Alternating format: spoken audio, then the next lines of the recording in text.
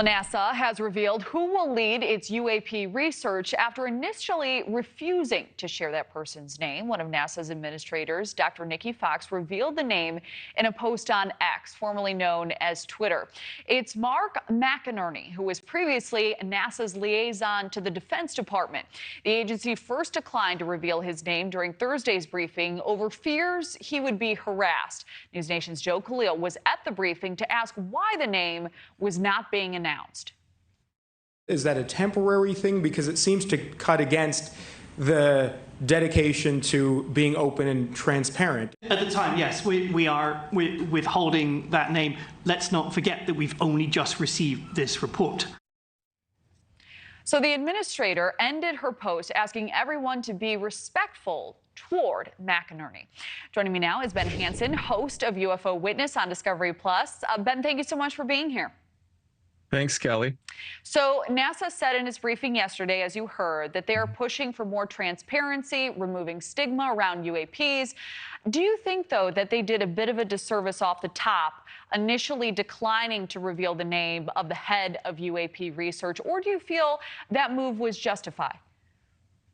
Well, I think that's exactly why they did it. They did this about face within hours after Joe asked the question, right? I love that they're focusing on reducing the stigma and the transparency, but they also revealed that their panelists not only received harassment, but actual threats. And so this was kind of a security concern for them. And I think it speaks to the fact that a lot of this, it's happening on social media and the vitriol, how it's kind of divided people in the academic community.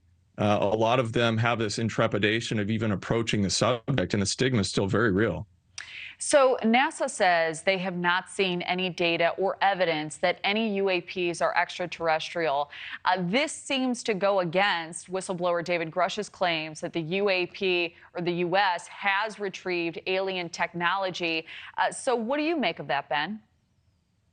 If I have one criticism of the the whole, report briefing, if you remember, they were quoted as saying, to date, in the peer-reviewed scientific literature, there's no conclusive evidence suggesting an extraterrestrial origin for UAP.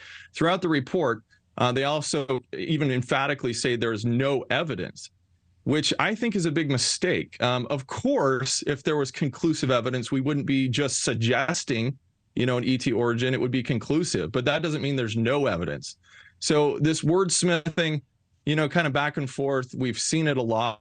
When we get into talking about what access they had to different information, I think that was an empty statement to actually make.